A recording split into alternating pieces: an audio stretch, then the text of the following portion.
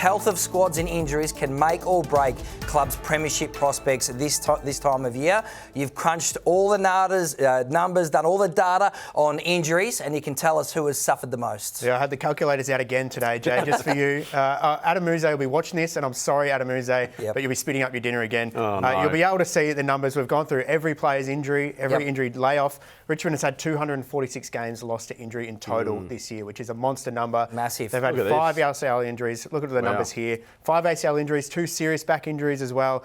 There is no wonder they're at the bottom of the ladder, Macca. It's just been a horrid run for them. Yeah, looking at the Pies there, third on the list there to lost games, total injuries in that sense. We dive a little bit deeper and you look at the best 22 and they drop down to 7. But there's a reason behind that. They've had a lot of players, including Scott Pendlebury, who's still playing injured at the moment. Like, unbelievable to do what he's actually doing at the moment. They've hobbled through, haven't they? Absolutely, they've hobbled through. So their better players have been playing, just not to the capacity. And Jordan De Goey's another, and it's quite amazing, really, isn't it? A big story, the Pies, off last year's premiership, of course. They wanted to go deep again into September, but when you look at that, it's interesting information there, Barnesy, because you can see how much the Pies have been impacted. That depth of that squad has really been tested. And you look at the underneath, how many young players are coming up at Collingwood. That's been a bit of a question mark. Yep. I look at the other end of this table, so I think I'm a bit the other way. I look at Melbourne, so they've had a disappointing year, set to miss finals again, we'd think. They've actually been quite healthy. Yes, sort of gone carrying an issue at the moment. They've missed Petrarca, clearly, and also Geelong. And you know what? That's going to get even better because Tommy Hawkins, we hope, is coming back. The champ is retiring at the end of the year. And also Cam Guthrie for that midfield. The hard nut comes back pretty soon, Chris Scott has confirmed. And Gold Coast. The bottom. There is no excuses. No wonder Damien Hardwick's blowing his top in press conferences this year because they're healthy. Right. They've got their best 22 out there most weeks. When you have a look at the some of these other sides, so I think the Suns would be concerned. I mean, they'd be loving their high performance department, but that's been quite disappointing considering how healthy they've been. But I just got my eye on the Cats there because they're getting some numbers back, Barnesy, but they've been pretty healthy throughout the season. But tell us about the Blues because they certainly are a big story at the moment. They've lost Adam Chera to a hamstring. How are they situated at the moment? Yeah, so Carlton was the team that jumped out to me from that list. They're a team that we all thought were premiership contenders. Halfway through the year, they were premiership contenders. Maybe the last couple of weeks have fallen out of that. Yep. And I think a lot of that can be blamed on injuries. They've had a horrid run, soft tissue injuries in particular. So I did the numbers on them specifically, Jay. Got the calculator out once more. Did the breakdown, so which are soft tissue and which are collision? So groin, hamstring and calf, they've had 86 games lost in total to soft tissue injuries. So that's almost equal to Gold Coast total overall. That's amazing. They've had 10 separate hamstring injuries. Adam Chera's had 3 of those and they've had 6 calf injuries throughout this year. So they've just been dogged over and over again. And it's been a problem at Carlton for a number of years. And that's the massive concern for clubs. Not necessarily the collision injuries, which are just bad luck. It's these ones which are part of that sort of performance program and ones that need, the really individual sort of managing. Now, Carlton said, I reckon earlier in the year that they were going to have a look at this, some sort of mid-season review. Do we know, have we got any information on how that panned out? Yeah, so they would describe it more of a health check-in than a review. Jay would be their words for it. So they obviously didn't turn the place upside down mid-year. That would be silly to fire all your fitness stuff, etc. But they had a look at it internally, decided what was going wrong and what was going right. It did ease off for a little bit there from perhaps around 5 to 10, but now it's back and they've got 3 guys with hamstring injuries at the moment. So I think they're going to have to look at it seriously in the off-season. We know in 2018 they got Ernst & Young in to have a look at their fitness department.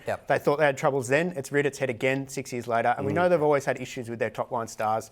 Charlie Curnow struggled for fitness for a long time. They've battled to get those guys on the park. So it's a thing that's holding back for Carlton from breaking through for a flag. It's a good point, Barnesy. Chera and those repeated hamstrings, that is a big story. They got a massive... And Andrew Russell is one of the most respected fitness bosses, comes from Hawthorn and all the premierships. So he's the man who's heading up that fitness department. What about this game? It is absolutely massive versus Hawthorn this weekend. We've mentioned Chera out. What's the lay of the land for this week, scenario? So Charlie Curnow, we know, has got that ankle issue. We know that. He played through it last week and was able to get through. Does he get up? I think he will. The Blues are expecting him to get up. He's got a big Friday training session. Their main session's on Friday. So they believe he's pushed through before. He pushed through against Greater Western Sydney earlier in the year when he twisted that ankle as well. So I think he'll get through. Daniel Curtin, a much hyped young draftee at Adelaide. There's some frustration brewing across across the border? Is this about his senior selection? Yeah, I think the fans are a little bit unhappy, and I think he would be unhappy the way things have panned out this year. So he was very high draft pick. Adelaide was very happy to get him at Western Australia. He can play just about anywhere. He can play midfield, back, a little bit of wing, maybe forward if you need. But he's played 4 games this year, started the first 2 as started on field and was subbed off in both of those. The last 2 games he's played in the last 2 weeks, but he's been subbed on in both of those. He had 6% game time against Geelong, 1 disposal, came on with about 5 minutes to go, basically. It was a waste of time. So he's the sort of third defender. They say kicks like Marcus Bontempelli. So he uses the ball beautifully. I just wonder whether it's the other side of his game, the defensive actions, some of that running potentially, which Adelaide are trying to build in him. Yeah, and young players have to learn, and they have to learn these things to get a game. But Adelaide needs to be putting time into young players at this stage of the season. So I think he needs to be getting a game time. If you look at the top 10 from the draft, Ethan Reid's the only comparable one. He's only played 4 games, but everybody else has combined for 106 games. So there's been a lot of footy played by the top 10. Ethan Reid's been injured in that time. The big concern is West Coast and Fremantle both want to have a crack at getting licking him home. their lips. So if he's not in the senior team, that's where the major Opens risk the door. is. Speaking of players potentially leaving, you've got a bit of an update on Jack Lukosius. Yeah, interesting. He's one to watch, and it's a bit tied up in the Richmond situation last night. We talked about the Tigers and some of the players who are exploring moves, the unprecedented bundle of picks they might take to this year's draft, 6 or 7 picks inside the top 20. Well, Jack Lukosius' future at Gold Coast does really feel like it's a bit up in the air at the moment, because if Daniel Rioli, the line breaker at Richmond, goes north to join forces with Damien Hardwick up there at the Suns, then does that squeeze out Jack Lukosius, or does that make his future a little bit uncertain? So certainly there's a bit of talk around the traps that the Suns could look at a move to bring in Rioli, and maybe Lukosius is on the way out. The problem is, where is Jack Lukosius at as a footballer? We know he's a high draft pick. He hasn't really settled in a position. What's his level of quality? And does Adelaide really need his type? I mean, Riley Philthorpe's going so well. They got Darcy Fogarty, a good bunch of young defenders. So where does he actually fit? I think Adelaide's got picks 4 and 27. I'm not sure they're in a rush to give up either one of them. For that. Would you give up pick 27 for Jack Lukosius? He's got a lot of upside, but I don't think so. I don't really like him as a player, Jay. His kicking style makes him look better than he is. I think you guys will agree with me on that. And he's a where does he play? super boot. We talk about Daniel Curtin not getting a game as a super boot. Where's Jack Lukosius fit in that? He plays forward, he plays back. He'll kick 3 goals one week and you won't see him for a month. So he's got a lot of work to do as a footballer before you'd be making a big investment in him. Yeah, it will be really interesting, Barney. Speaking of enigmatic footballers, what about Essendon's Jakey Stringer? Didn't he turn on a blinder at the weekend? I'm not sure his form through the second half of the season has been overly strong, but he was fantastic at the weekend and he's still out of contract. How do you think this plays out, Barnesy? Yeah, I spoke to him in the rooms. He kicked 4 goals on the weekend, playing out of the goal square. Didn't play any centre bounces on the weekend. He kicked 4 goals and he liked that move. He said to me, I might be playing it in Talbot, which is in the Maryborough. He'd get a kick there, wouldn't he? Next year. His old man played there, so that might be where he is next year. He's dropping gags, isn't he? He's pretty comfortable, he says, with where things are at, but there's still no movement from Essendon. Although Brad Scott was asked about it today and he seemed pretty happy about it, Brad Scott. Yeah.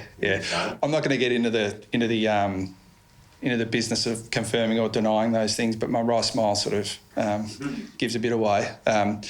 We've got a list management team that go about their business. My part in it is to set the vision for the club, coach the players really strongly, and create an environment in which we want every player to stay. Yeah, so Brad Scott's pretty happy there. I don't think there's any concerns with Essendon about him leaving immediately, but why wouldn't another club have a crack at him, guys? I think he's an underrated player, given his reputation. If you look at the numbers, out of non-key forwards, only Bailey Fritsch, Kyle Langford, Jake Waterman have kicked more goals than him this year, and he plays midfield half the time, whereas those guys are playing forward all the time. Jay, you seem to be shaking your head at me. Well, I just think Essendon, you don't want to tie up Jake Stringer on a big long-term deal. I think you want to keep him on edge a little bit, to be honest, because you want him fighting for his spot. You want him trying to play consistently. He's got these unbelievable game-breaking talents, but it's sort of, Brad Scott wants to see that sort of more often than not, and he wants other players, younger players, coming into that team to try and take his spot. So if I'm Essendon, I think they're playing it smartly. Leave it to the late minute. Don't go overs in terms of the contract length or the money, and try and keep Jake desperate for his position. Always goes well in that contract year, the last year before a contract. That's why he's picking up form.